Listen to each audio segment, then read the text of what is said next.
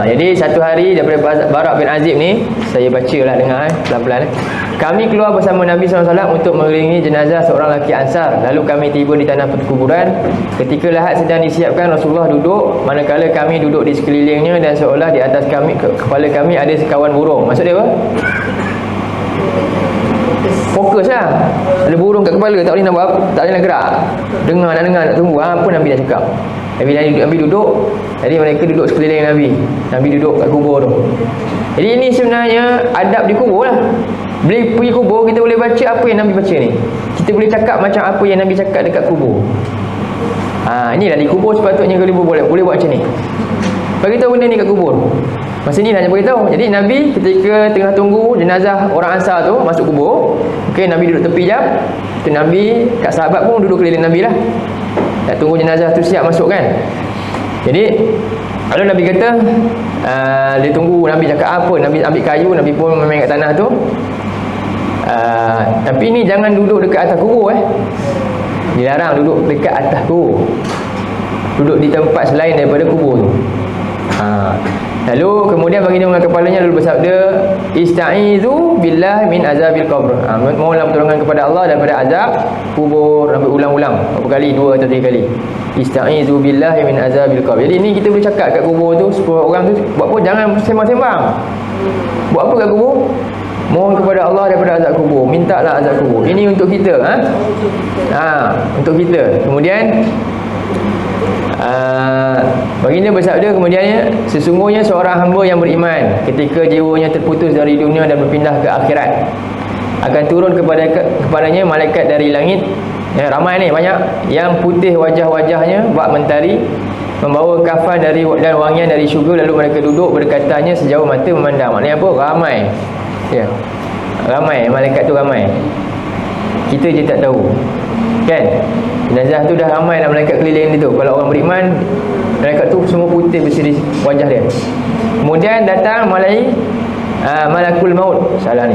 Duduk di kepalanya lalu berkata, apa dia? Jadi malaikat maut tu kata apa? Ayyatuhan nafsu thayyibah ukhruji ila maghfiratin minallahi wa ridwan. Wahai jiwa yang baik, keluarlah menuju keampunan daripada Allah dan keredaannya. Baginda bersabda, lalu ia mengalir, macam roh dia mengalir keluar seperti titisan air keluar dari cerik. Jadi roh dia senang keluar. Ia mengambilnya lalu iaitu malaikat maut mengambilnya, lalu malaikat yang lain tadi yang tunggu tadi, lepas je malaikat maut cabut je, yang lain terus datang. Mereka tidak membiarkannya di tangan malaikat maut tu walaupun sekejap. Dia terus ambil lalu membalutnya dalam kafan yang dia bawa daripada syurga yang wangi tu. Kemudian di dalamnya ada wangian dari syurga dan ia keluar daripadanya seperti bau wangian yang paling harum di muka bumi. Roh dia keluar wangi. Baginda bersabda, lalu mereka mengangkatnya, maka setiap kali mereka melalui sekumpulan malaikat kat langit tu, maka mereka akan bertanya, para malaikat tu akan tanya, siapakah ataupun apakah roh yang baik ini? Maksudnya apakah amalan? Sebab dia kata ma kat sini, dia bukan man. Ma hadzal ruh. Apa yang roh ni buat sampai macam ni baik dia? Itu maksud dia. Kalau man, individu tu siapa? Ma dia buat apa sampai jadi macam ni? Jadi tak pandang roh tu siapa, handsome ke dulu ke, tak ada kan? Siapa, apa yang dia buat sampai amalan dia macam ni? Ma tu. Ini penting faham kat situ tu. Ma hadzal roh. Jadi apakah roh yang baik ini? Apa yang dia buat? Lalu mereka menjawab, fulan, anak fulan yang telah buat. Dia jawab fulan bin fulan lah. Macam itulah ringkasnya. Tak kira siapa. Sebab tu tak sebut nama khas pun. Dengan gelaran terbaik yang pernah digelar ketika di dunia. Sebab apa? Dengan kebaikan yang dia buat. Dia dipuji di langit. Begitulah seterusnya, setiap kali lalu di tingkat-tingkat langit itu, orang malaikat katanya, dia buat apa ni? Apakah roh ni? Lalu dia akan dipuji. Kemudian malaikat minta untuk dibuka pintu langit dunia buatnya. Pintu langit pertama pun dibuka, lantas pintu pun dibuka. Lalu malaikat muqarrabun mengkhabarkan berita kematiannya kepada setiap penghuni langit berikutnya, hingga sampai hal tersebut kepada ila sama isabi'ah, sampai langit ketujuh. Sampai langit ketujuh, maknanya dia jadi famous lepas mati. Kemudian lalu Allah SWT berfirman, tulislah catatan hamba-Ku ini di Iliyin, tempat yang tertinggi, dan kembalikanlah ia ke tanah dunia. Lalu balik roh dia tu, kerana daripadanya aku menciptakan mereka dan kepadanya aku kembalikan mereka. Inilah Bashir. Kita kena tahu benda ni berita gembira kita lepas mati ni. Tapi orang tak tahu hadis ni, macam ni tak gembira. Dia takut mati je, tak nak mati. Dia tak nampak kematian yang menggembirakan ni orang ni. Jadi kerana daripadanya aku menciptakan mereka dan kepadanya aku kembalikan mereka, serta daripadanya aku akan mengeluarkan mereka taratan ukhra, lagi sekali. Lalu qala, baginda bersabda, fatu'adu ruhuhu fi jasadih. Setelah itu rohnya dikembalikan semula ke dalam jasadnya. Jadi ulama syarahkan jasad yang mana ni? Habis kalau orang ni dia mati kena telan buaya, kena bakar, jasad dah tak ada, hancur, macam mana? Jadi itulah orang salah faham. Kita setiap fasa dunia kita ni, perpindahan alam kita, ada jasad tersendiri. Dalam masa kita dalam perut, jasad kita sama tak dengan jasad sekarang? Tak sama. Pakai nafas pakai apa? Kita ada placenta, makan pakai apa? Pakai mulut ke? Tak. Yang ni pun jasad berbeza. Tak sama cara perilakunya macam dekat dunia. Begitulah juga jasad di alam barzah, bukan jasad yang sama. Lain lah. Lain. Itu maksud dia. Faham tak? Jangan faham lain, tak sama. Jadi itulah maksud jasad yang sesuai dengan alam seterusnya lah. Masuk nanti lepas hari kebangkitan, kita nanti bangkit pula, jasad kita sama ke tak macam yang sekarang? Tak sama juga. Tubuh balik lain pula. Ada yang dulunya elok je, mata dia pula lepas tu buta. Ada yang dulu jalan elok je, jalan dengan muka, kan lain-lain tu. Begitu juga nanti jasad dalam syurga dengan neraka lain. Begitulah setiap fasa dunia jasad yang berbeza. Roh sama tak? Roh sama lah, macam SIM card lah. Tahu SIM card? SIM card handphone, beli handphone baru, SIM card sama, upgrade masuk dalam kan? Ingatan dalam tu ada tak? Ada, serupa je, sesuai dengan keadaan tempat tersebut. Faham? Gitu. Jadi bukan bermakna kita boleh menghina jasad, tak boleh. Itu ada hadis, tak boleh. Kita kena, orang meninggal kena pelan-pelan dia. Mayat Nabi kata pun rasa sakit juga.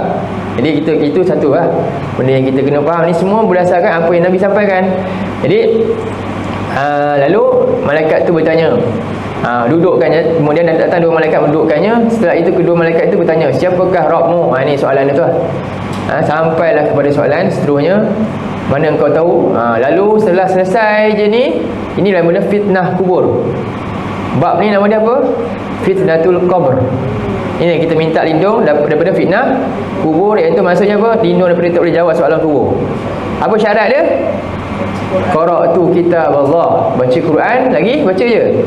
Faham dia sampai boleh beriman dengan apa yang dicakap dalam Quran, dan kemudian benarkan segala yang Quran sebutkan, perintah dia, larangan dia, semua sekali.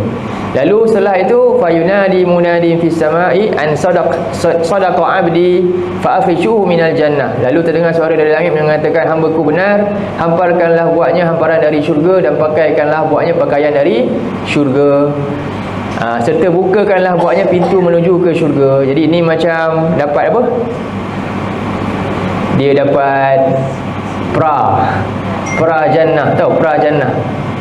Dia dah gembira dah masa tu. Dah nampak dah. Macam kita lah nak masuk ni, dah nampak dia punya apa? Best dia tu. Gazet dia ya. Baginda bersabda, maka hamba itu memperoleh bauan harum dan wangian syurga serta kubur yang diluaskan sejauh mata memandang. Baginda bersabda, kemudian seorang lelaki yang berwajah tampan datang kepadanya dengan pakaian yang indah, wangian yang harum semerbak. Lalu lelaki itu berkata, bergembiralah dengan kebahagiaan yang menyenangkanmu pada hari ini. Inilah hari yang dahulunya engkau dijanjikan kedatangannya. Lalu apa katanya? Lalu ia bertanya, siapakah engkau sebenarnya? Engkau datang dengan wajah yang mendatangkan kebahagiaan. Dia kata, man anta fawajhukal wajhu yaji'u bil khair. Lelaki itu menjawab, fayaqulu ana amaluk. Aku adalah amalanmu as-salih, yang soleh. Fayaqulu rabbi aqimis sa'ata hatta arji'a ila ahli wa mali. Lalu orang ni dah seronok sangat, dah dapat gazet je tak cukup, dia tak sabar nak masuk syurga. Jadi minta apa? Wahai Tuhanku, tegakkan hari kebangkitan segera sekarang juga, kalau boleh kiamatlah sekarang. Kalau boleh kiamatlah sekarang. Kita pula apa? Janganlah mati kan. Tak puas lagi dunia ni kan. Yang ni kalau boleh kiamat sekarang, supaya apa? Aku nak balik kepada keluarga aku, harta aku kat mana? Bukan kat dunia dah, kat mana? Sebab dia dah dapat dah tu bau yang wangi je ni. Mana tahan nak masuk cepat ni? Iklan dah banyak kali dah ni. Tak sabar tengokkan tempat ni bestnya. Tapi tak pergi-pergi. Rasa macam mana? Begitulah kegembiraan. Inilah masuk Bashir. Bashiran. Yang kita kena faham. Naziran macam mana naziran? Lepas tu ni pula keadaan roh orang kafir ketika mati, orang yang ingkar. Jadi seterusnya hadis ni sambung lagi. Jadi kalau letak jelajah hadis ni, kita dapat tahu hadis ni tak? Susah juga tu kan. Jadi kata Nabi seterusnya, qala, Rasulullah seterusnya Nabi sambung boleh. Inilah apa dia? Tazkirah Nabi dekat kubur ni kat sini. Ni Nabi cakap masa kat mana? Kat kubur, sambil-sambil tengah tanam tu. Inilah tazkirah yang kalau kita nak bagi. Inilah tazkirah nak bagi pun sebenarnya. Ramai tak bagi tazkirah ni? Kena bagi ya je ya. Hari itu kami meninggal kat Ipoh. Dah buat dah setakat ni. Ustazah Akmal punya ibu, tapi Ustaz Syafiq bagi tazkirah ni lah. Kita bagi ni je tazkirah ni. Lain perasaan dia bila kita bagi hadis ni. Masa dekat tu orang tengah meninggal, kita rasa. Dan kali kedua kita bagi seorang pelajar yang meninggal di semak Quran juga. Siapa? Cikgu apa tu. Yang baru ni pun dekat Ipoh juga tazkirah ni juga kita bagi.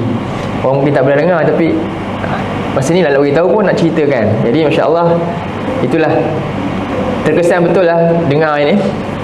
Apa yang Nabi katakan ni di tempat yang real, benda-benda berlaku, orang tu sedang meninggal. Ini yang benda yang gaib, yang sedang berlaku, yang kita tak nampak, tapi Nabi ceritakan. Dan Nabi bersabda, dan sungguhnya seorang hamba yang ingkar, yang kafir, apabila jiwa yang terputus dari dunia dan pindah ke akhirat, akan turun kepadanya malaikat dari langit yang hitam wajah-wajahnya bersama kain yang kasar. Ada yang berpendapat musuh ni, al-musuh ni mana ni kan, iaitu maksudnya kain tu dia jalin daripada rambut kita. Rambut kita kasar tak? Rambut hitam ni kan? Itulah dia. Buatan dia tu macam kain daripada rambut tu. Ngerilah, hitam, kasar, pada tu sakit. Rambut ni tajam tak? Tajam. Rambut tajam. Jadi tadi tu dia masuk dalam kain yang tu. Tajam. Memang sakit lah. Jadi apa berlaku? Jadi datang malaikat tu. Jadi malaikat yang banyak ni, lalu mereka duduk berdekatan sejauh mata memandang. Bayangkan, tadi malaikat datang keliling dia, roh tu nampak malaikat semua cahaya, dia seronok kan. Yang ni pula semua hitam je, dan bawa kain kafan yang menggerunkan. Dan tak ada wangi, bau dia busuk. Kemudian datang malakul maut, duduk di kepalanya, lalu berkata, jadi malakul maut yang buat kerja, yang lain yang kafan kan, ingat yang buat kerja cabut nyawa siapa? Malaikat maut. Lepas dia cabut je, yang tadi yang ramai tu semua buat apa? Datang, kafan terus, angkat dia. Kita tahu tak benda ni? Kita kafankan jasad, malaikat kafankan roh tu. Jadi lalu mereka duduk dekatnya. Kemudian mereka datang, wahai jiwa yang buruk. Apa dia kata? Ayyatuhan nafsul khabithah, ukhriji ila sakhati minallahi wa ghadabin. Wahai jiwa yang buruk, keluarlah menuju kebencian daripada Allah serta kemukaannya. Lalu baginda bersabda, lalu dicerai-beraikan jasadnya. Kenapa dicerai-berai? Dalam surah 6 tu jelaskan, malaikat kena pukul dia, paksa roh dia keluar, sebab roh dia tak nak keluar. Jadi macam mana nak buat? Roh dia tak nak keluar, dia kena pukul. Dia kena dipukul sampai jasad dia cerai-berai. Jadi kita nampak elok je kan, dengan kod dia semua elok je. Macam mana? Tak cerai-berai pun jasad. Itu yang tak faham tu. Ini benda gaib kan. Jadi sakit sebenarnya. Lalu malakul maut mencabut rohnya. Tadi roh dia cabut macam mana? Macam cerik air tuang keluar. Senang tak? Senang, tak ada sangkut-sangkut. Yang ni seperti besi pencangkuk daging tu. Kan pernah tengok kat pasar malam? Ada cangkuk daging tu, besi tu cangkuk banyak tu kan? Cangkuk banyak-banyak tu kan, cangkuk tu. Jadinya besi cangkuk tu pula dia kat mana? Melekat dekat bulu. Bulu tu pula basah. Kan? Dia tercangkuk kat situ. Lalu dia buat apa? Roh dia cabut macam tu. Maknanya apa dia? Tersentak macam tu. Jadi seperti besi pencangkuk daging dicabut daripada bulu yang basah. Na'udzubillah. Ini naziran. Mengerikan berita ni. Mengerikan. Lalu ia mengambilnya, dah ambil roh tu dengan paksa, lalu dia ambil Apabila ia mengambilnya, mereka tidak membiarkannya di tangannya walau seketika hingga mereka membalutnya dalam kain yang kasar. Mereka ni maksudnya malaikat yang ramai tadi tu. Ia ni maksudnya malaikat maut. Apabila malaikat maut mengambil rohnya, nya ni rujuk pada roh itulah. Malaikat yang ramai tadi tak biarkan roh dia macam tu je di tangan malaikat maut tu, walaupun sekejap. Mereka terus balutnya dengan kain yang kasar tersebut, ya, yang tajam tu. Dan ia keluar daripada jasad yang baunya seperti bangkai paling busuk di muka bumi. Mereka mengangkatnya, maka setiap kali mereka melalui sekumpulan malaikat yang lain, mereka akan bertanya, apakah roh yang buruk ini? Samalah macam tadi. Setiap kali lalu, mereka akan, roh ni akan dicela dengan gelaran terburuk yang pernah digelar di dunia. Demikianlah seterusnya hingga tiba ke langit dunia. Jadi malaikat tu minta pintu yang pertama, pintu langit dunia dibuka, namun tak dibuka. Inilah macam dalam ayat Al-Quran, yang mana orang yang apa, dalam surah 7 ayat 40 tu, 7:40, ayat ni innal ladzina kadzabu bi ayatina wastakbaru anha, sesungguhnya orang yang apa ni, mendustakan ayat-ayat kami, dustakan ayat-ayat perintah Allah dalam Quran, wastakbaru anha, dan sombong tak nak pedulikannya. Apa berlaku? La tufattahu lahum abwabus sama wa la yadkhulunal jannah hatta yalijal jamalu fi samil khiyat. Jadi Nabi baca hadis ni masa tazkirah tu, Nabi pun masuk ayat ni lah, maksud dia inilah masuk ayat ni. Tak dibuka bagi mereka pintu langit dan mereka tak akan dapat masuk syurga sampailah unta masuk lubang jarum. Ini berdasarkan hadis ni, ayat ni 7:40 ni lah. Kemudian Rasul baca perluan ayat ni, la tufattahu lahu abwabus sama ni. Kenapa dulu mereka mendustakan ayat-ayat Allah dan menyombongkan diri terhadapnya? Itulah punca dia. Lalu Allah berfirman setelah tu, jadi dia gagal naik langit pertama pun tak lepas. Maknanya amalan dia tak diterima oleh Allah. Allah berfirman, tulislah catatannya di dalam sijjin, di tanah yang paling rendah. Lalu dilempar rohnya sejauh-jauh lemparan. Kemudian baginda membaca potongan ayat surah Al-Hajj pula. Ayat surah ni cerita tentang siapa yang menyekutukan Allah, maka sesungguhnya dia seolah-olah nanti roh dia dicampak dari langit lalu disambar burung, ataupun ditiup oleh angin yang kencang ke merata-rata hala. Bayangkan, itu punya roh keraan dia macam tu. Itulah dalam ayat ni lah. Setelah itu dikembalikan rohnya ke dalam jasadnya dan datang dua malaikat mendudukkannya. Lalu akhirnya setelah tu masuk balik dalam jasad dia, lalu datang malaikat dudukkan dia. Dan mulalah fitnah kubur. Apa dia? Lalu mereka berdua pun bertanya. Ni nama dia fitnah kubur. Barulah. Jadi pasal sebelum bila kita meninggal nanti, apa berlaku? Roh akan angkat dulu. Kemudian barulah benda ni kita tak tahu kan, tak nampak. Jadi lalu mereka berdua bertanya kepadanya, man rabbuka? Soalan yang sama. Apa dia jawab? La adri. Aku tak tahu. Lalu ditanya, apa agama kamu? Ya la adri, aku tak tahu. Siapakah lelaki ni? Yang dia jawab, la adri, aku tak tahu juga. Lalu ada tak tanya soalan yang terakhir tadi, ma ilmuka? Tak ada. Sebab maklum apa? Macam ni dia nak jawab, ilmu dia tak ada. Macam ni dia jawab soalan ni? Sebab apa tadi? Dia tak baca kitab Allah, kemudian dia tak beriman dengannya dan tak buat apa yang ada dalam dia. Cuba bayangkan benda ni, kalau kita fikirkan, banyak masalah kita ni sekarang ni. Kalau tak pedulikan Quran, banyak masalah lah. Banyak masalah kita. Jadi ini hadis yang sangat-sangat penting untuk kita sampaikan. Dan peluang paling besar Nabi bagi peluang ni. Nabi nampakkan peluang ni kat mana? Kat kubur lah. Masa tu orang paling dekat dengan mati, paling berkesan sekali. Nabi bagi hadis ni masa dekat tanah perkuburan, masa orang tengah meninggal lagi.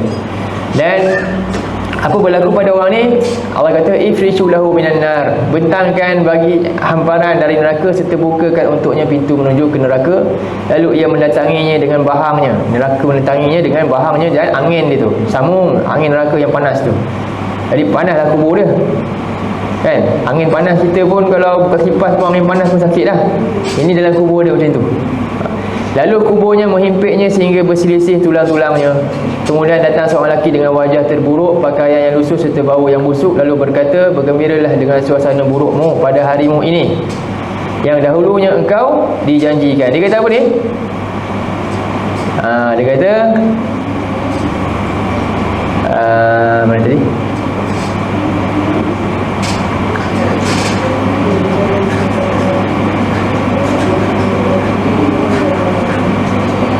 Fayaqulu abshir.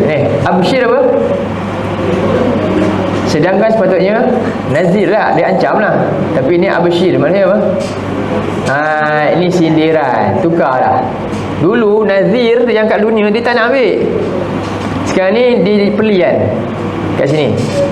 Abshir daripada bashir, gembira sepatutnya. Tapi dia kata apa? Gembiralah dengan suasana sekarang ni yang buruk ni, pada hari engkau ini yang dahulunya engkau dijanjikan tapi engkau tak nak percaya, tak nak ambil sebagai benda yang serius. Lalu ia bertanya, siapakah engkau? Engkau datang dengan wajah yang bawa keburukan. Lalu ia jawab, aku adalah amalanmu yang buruk. Lalu ia menyeru, ya Rabbku, janganlah ditegakkan hari, janganlah kiamat. Ini pun aku dah ngeri dah. Kalau kiamat lagi dahsyat. Dia baru nampak apa dia tadi? Gezet neraka. Itu pun dia dah sakit dah, seksa dah.